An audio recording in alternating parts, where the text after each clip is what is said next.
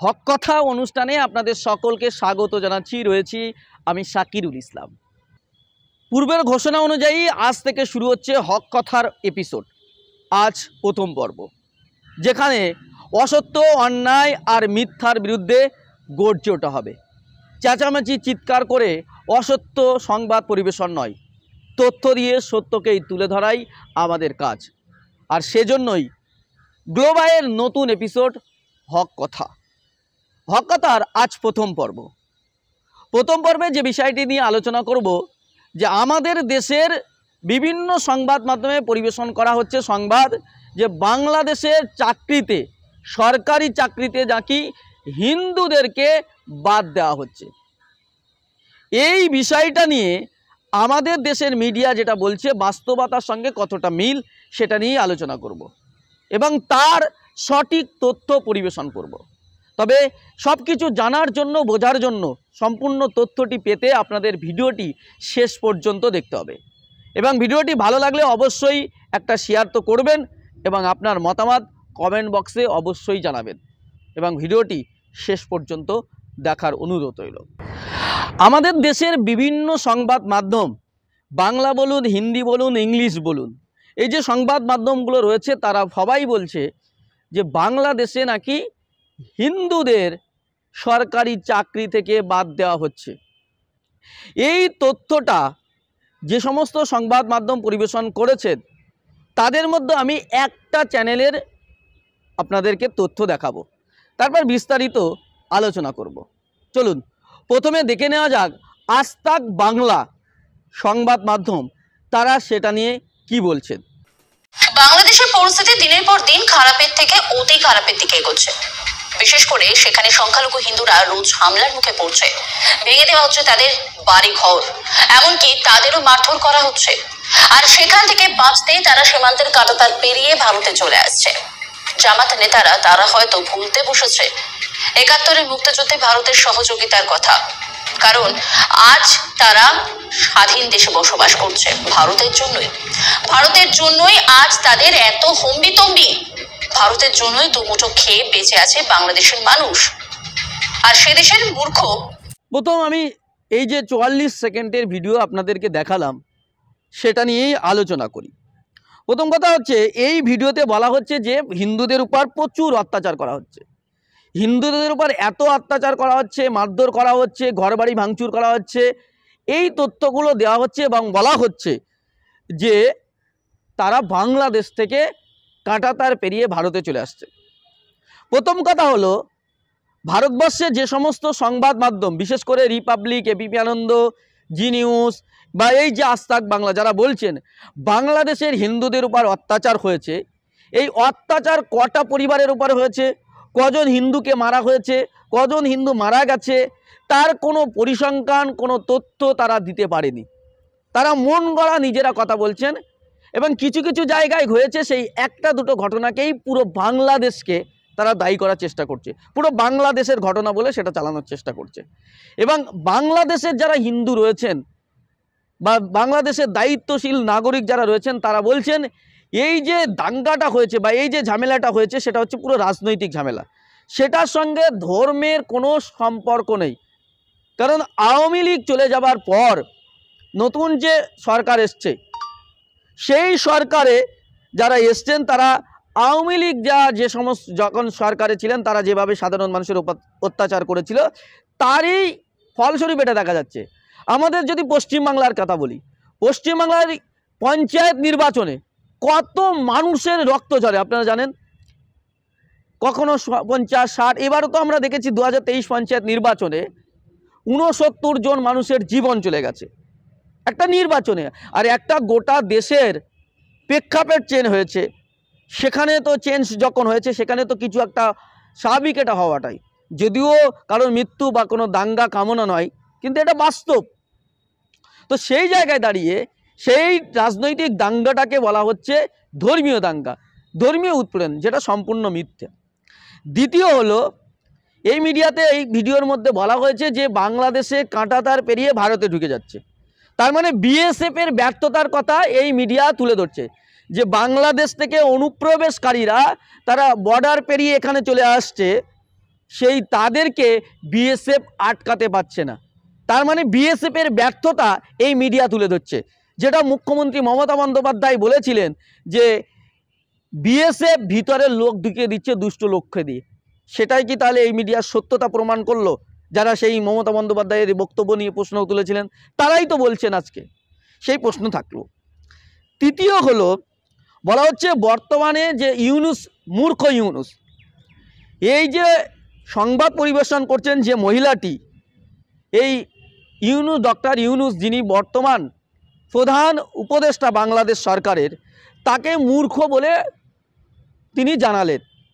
কিন্তু আমি তারপরে ডক্টর মোহাম্মদ ইউনুসের জীবন বৃত্তান্ত বা তার সম্পর্কে জানার জন্য আমি গুগলে সার্চ করছিলাম। সেই সার্চ করতে করতে আমরা যেটা পেলাম, খুব অবাক করা ঘটনা হলো যে ডক্টর মোহাম্মদ ইউনুস এমন একজন ব্যক্তি যিনি শান্তিতে নোবেল পুরস্কার পেয়েছেন। শুধু এখানেই শেষ নয়, ডক্টর ইউনুস এমন একজন ব্যক্তি, পৃথিবীতে 7 জন ব্যক্তি রয়েছে যারা একসঙ্গে 3টে পুরস্কার পেয়েছেন। 1 নম্বর হলো শান্তি পুরস্কার, নোবেল শান্তি পুরস্কার। দ্বিতীয় হলো যুক্তরাষ্ট্রের প্রেসিডেন্সিয়াল মেডেল অফ ফ্রিডম এবং মার্কিন যুক্তরাষ্ট্রের কংগ্রেশনাল গোল্ড মেডেল পেয়েছেন। এই যে 7 জন পেয়েছে, সেই 7 জনের মধ্যে একজন হচ্ছে ডক্টর মোহাম্মদ ইউনুস। ফলে সেই ডক্টর মোহাম্মদ ইউনুসকে মূর্খ বলে আমার মনে হয় এই মহিলা সাংবাদিক নিজেই যে মূর্খ তার প্রমাণ করলেন। কারণ আমি কারো সম্পর্কে মন্তব্য করতে গেলে তার সম্পর্কে পড়তে হয়, তো সে নিজেই মূর্খ, তার কিন্তু এটা প্রমাণিত তার এই ভিডিও দ্বারা। আর কি বলেছে এই ভিডিওতে, চলুন সেই আস্তাকের দ্বিতীয় পার্টটা আপনাদের আরেকবার দেখাবো। প্রশাসনিক পদে কার্যত হিন্দু নিয়োগ নিষিদ্ধ করল মোহাম্মদ ইউনুসের অন্তর্বর্তীকালীন সরকার। সূত্রের খবর, মঙ্গলবার এই কথা জানিয়েছে সীমান্তের ওপারে জেলবন্দি সন্ন্যাসী চিন্ময় প্রভুর আইনজীবী রবীন্দ্র ঘোষ। যদিও এই বিষয়ে বাংলাদেশ প্রশাসনের কোনো মন্তব্য মেলেনি। বর্তমান যে সরকার রয়েছে, বলা হচ্ছে একদম কোট অ্যান্ড কোট এই মিডিয়া বলেছেন যে প্রশাসনিক পদে কার্যত হিন্দুদের নিষিদ্ধ করল মোহাম্মদ ইউনুসের অন্তর্বর্তীকালীন সরকার। ঠিক এই শব্দটা বলেছেন। এবং এটা কে বলেছেন না, বাংলাদেশের জঙ্গি এবং দেশদ্রোহী হিসাবে যার নামে অভিযোগ, সেই ধৃত চিন্ময় কৃষ্ণের আইনজীবী বলেছেন। চিন্ময় কৃষ্ণের আইনজীবী যিনি, তার বিরুদ্ধে দেশদ্রোহীর মামলা এবং তার বিরুদ্ধে নানা সাম্প্রদায়িক দাঙ্গার মামলা রয়েছে। এখন কথা হলো, এই যে বাংলাদেশের হিন্দুদের প্রশাসনিক পদে যে নিষিদ্ধ করা হলো, এটা কতটা সত্য? এটার সত্যতা আমরা খুঁজতে বেরিয়েছিলাম। বাংলাদেশ সরকারের কোনো নোটিফিকেশান এই নিয়ে বেরিয়েছে? না, বেরোয়নি। তাহলে কিসের ভিত্তিতে বলল? কোনো তথ্য নেই তাদের কাছে, কোনো তথ্য নেই যে বাংলাদেশ সরকার এই ধরনের কোনো মন্তব্য করেছে বা কোনো নোটিফিকেশান করেছে যে হিন্দুদের নেওয়া হবে না, হিন্দুদের ছাঁটাই করা হবে। এই ধরনের কোনো তথ্য নেই, কোনো কিছু নেই। এই সম্পূর্ণ কথাটা মিথ্যা। কে বলছেন? বাংলাদেশ সরকারের প্রধান উপদেষ্টার যে প্রেস উইংস রয়েছে, তারা ফ্যাক্ট চেক করে তাদের সোশ্যাল সাইটে লিখেছেন যে বাংলাদেশ সরকার ধর্মের ভিত্তিতে কোনো নাগরিকের প্রতি বৈষম্য করে না। পোস্টে উল্লেখিত স্বরাষ্ট্র বিষয়ক উপদেষ্টার উদ্ধৃতও মিথ্যা। তারা এটা বলেছেন কারণ বিভিন্ন সংবাদ, বিভিন্ন সোশ্যাল সাইটে বা আমাদের ভারতীয় সংবাদ মাধ্যমে বিভিন্ন জায়গায় দেখানো হচ্ছে যে বাংলাদেশে এই যে হিন্দুদেরকে সরকারি চাকরি থেকে বাদ দেওয়া হচ্ছে, এটা যে মিথ্যা। তারা সিএ প্রেস উইংস ফ্যাক্ট চেকে তাদের ফেসবুকে পেজে, ভেরিফাইড পেজে, সেখানে তারা বলে দিয়েছে বাংলাদেশ সরকারের প্রধান উপদেষ্টার যিনি প্রেস উইংস, আপনারা দেখতে পাচ্ছেন সেই ছবি। শুধু এখানেই শেষ নাই, আমাদের ভারতীয় সংবাদ মাধ্যম দ্য কুইন্ট, তারা এটা নিয়ে ফ্যাক্ট চেক করেছেন যে ভারতীয় সংবাদ মাধ্যমে বড় বড় চ্যানেলে তো দেখানো হচ্ছে যে বাংলাদেশে হিন্দুদের সরকারি চাকরি থেকে বঞ্চিত করা হচ্ছে, এটা আদৌ সত্যি কিনা। তো সেই ফ্যাক্ট চেক করে দ্য কুইন্ট তারা লিখছে, the viral claim is false, the Bangladeshi government has not banned Hindus from government job. অর্থাৎ এই যার বাংলা অর্থ হলো যে ভাইরাল যে তথ্যটা, এটা হচ্ছে মিথ্যা। বাংলাদেশি সরকার হিন্দুদের সরকারি কর্মী নিয়োগে কোনো নিষেধাজ্ঞা করেনি, এটা মিথ্যা কথা। এদের উদ্দেশ্য কি? এই তথ্যগুলো কেন তারা এরা পরিবেশন করছে, তার অনেকগুলো কারণ থাকে। 1 নম্বর কারণ হলো যে ভারতবর্ষে বা পশ্চিমবঙ্গে মুসলমানদেরকে বঞ্চিত করা। ভারতের মানুষদেরকে দেখানো হচ্ছে যে বাংলাদেশে হিন্দুদের যেমন বঞ্চিত করছে, তোমরা ভারতবর্ষে মুসলমানদের বঞ্চিত করো, ওপারে সংখ্যালঘুদের বঞ্চিত করছে। এই মিথ্যা তথ্য দিয়ে এখানকার মুসলমানদের সংখ্যালঘুদের সত্যি সত্যি বঞ্চিত করো। এটাই হচ্ছে তাদের মূল এজেন্ডা। কারণ আমরা দেখেছি যে বিভিন্ন সরকারি চাকরিতে মুসলিম ছেলেমেয়েরা তারা পাশ করলেও তারা ইন্টারভিউতে গিয়ে পাশ করতে পারে না, কারণ ইন্টারভিউর বোর্ডে যারা থাকে বেশিরভাগ অমুসলিম। ফলে তারা কি করে, ওই ধর্মের ভিত্তিতে তারা সেই মাইন্ডটা আরও তাদের মনের ভিতরে আরও এই বিদ্বেষটা ছড়িয়ে দেওয়ার জন্য যে বাংলাদেশে মুসলিমদের সরকার, তারা যদি এটা করে তোমরাও কেন করবে না, তোমরাও করো, এইভাবে তাদেরকে বঞ্চিত করো। ইন্টারভিউতে পাস না করতে পারলে তো তারা চাকরি পাবে না। এই একটা চক্রান্ত করার উদ্দেশ্যেই কিন্তু এই সংবাদ মাধ্যম এই তথ্য পরিবেশন করছে। তৃতীয় পয়েন্ট তারা কি বলছেন আরেকবার একটু শোনাবো। ভারতে থাকা বাংলাদেশিদের কি হবে, যারা এদেশের বিভিন্ন জায়গায় কর্মরত? ভারত যদি বাংলাদেশের দেখানো পথে হাঁটতে থাকে তাহলে লাখ লাখ বাংলাদেশি কর্মহীন হয়ে পড়বে, না খেয়ে মরতে হবে। এবার কি বলছে, বাংলাদেশ থেকে ভারতে যারা আছে লক্ষ লক্ষ বাংলাদেশি নাগরিক, তাদেরকে যদি বাংলাদেশের দেখানো পথে ভারত সরকার যদি একই ব্যবস্থা নেয়, তাহলে বাংলাদেশের লক্ষ লক্ষ মানুষ কর্মহীন হয়ে যাবে, না খেয়ে মারা যাবে।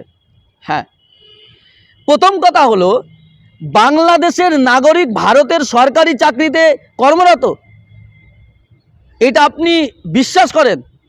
এক দেশের নাগরিক আর এক দেশের সরকারি চাকরি পেতে পারে? আমার তো জানা নেই।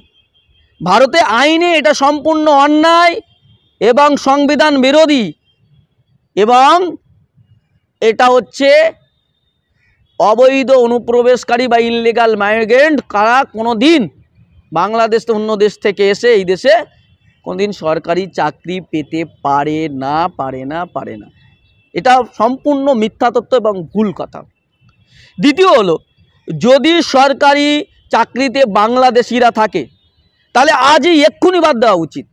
কারণ আমরা যারা ভারতীয় নাগরিক, আমরা যারা ভারতের মানুষ, আমরা চাকরি পাবো। বাংলাদেশিদের কেন ভারতবর্ষের সরকারি চাকরি দেওয়া হবে, কেন দেওয়া হবে, এই প্রশ্ন ওই মহিলা কেন সবাই তুলবে। কারণ আমরা ভারতের নাগরিকরা সরকারি চাকরি পাচ্ছি না, আমরা MA পাস করে বসে আছি, চাকরি পাচ্ছি না, আর বাংলাদেশিরা এসে চাকরি নিয়ে নেবে মগের মুল্লুক। ফলে এই যে কথাটা বলছেন, এটা হচ্ছে সম্পূর্ণ মিথ্যা।